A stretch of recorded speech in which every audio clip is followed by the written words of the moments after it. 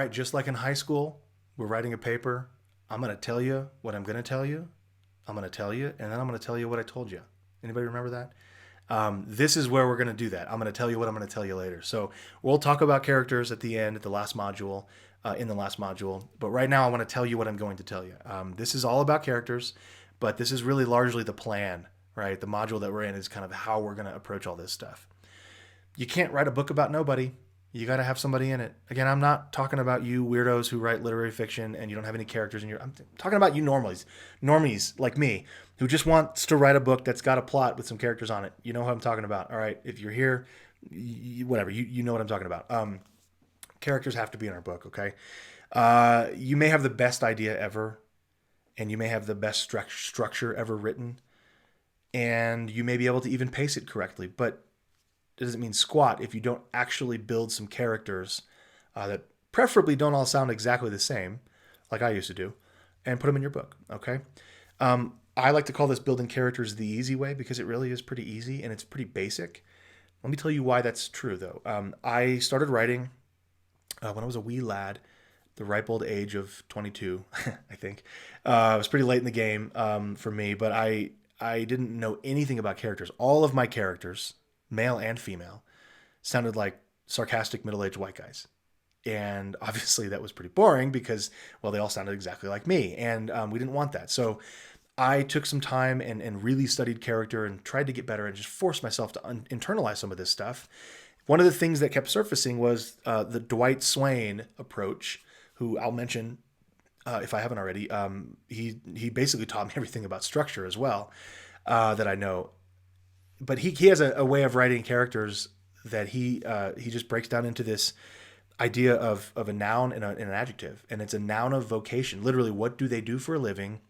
Or if it's not about their job, the book isn't about their job, who are they? I made Harvey Bennett a reclusive park ranger.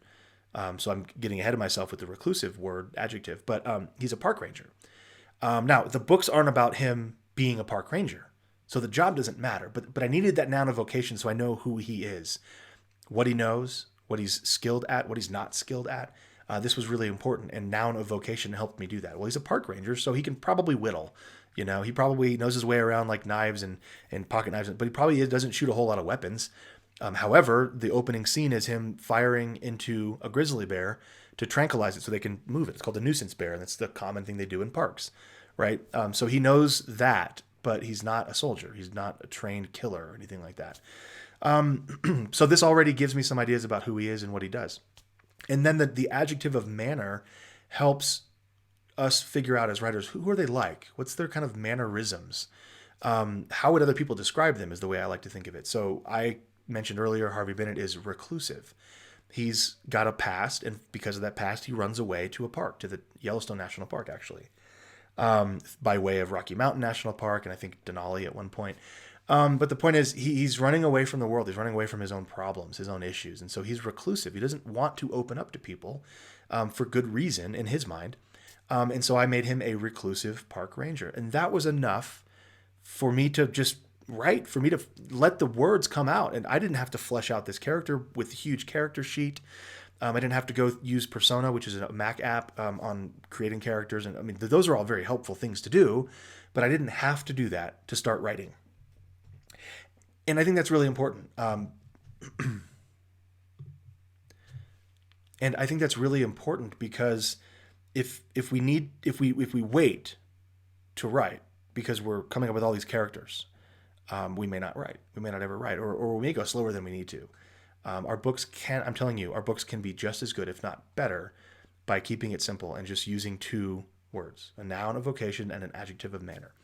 Finally, Dwight has another kind of component to this if we really want to get crazy and flesh out the character. This is probably important to do, though, so if nothing else, I like to do the noun and the adjective, but then write up a little one sheet of who they are so that I can remember, so that they don't have blonde hair in one scene and brown hair in the next scene, or blue eyes and then green eyes, that kind of thing. So what's their gender? Male, female, something else? Like, is it something that's important to the book? You need to kind of flesh that out a little bit more, or does it not really matter? That's a dude who does this. How old are they? Are they a kid? Are they my age? Are they your age? Mannerisms, this is where something like, hey, it's really important that we know he's a reclusive park ranger, but he's also really, justice is important to him. He's just going to fight the good fight for the good guy, for the little guy. This is where you would put that dominant impression.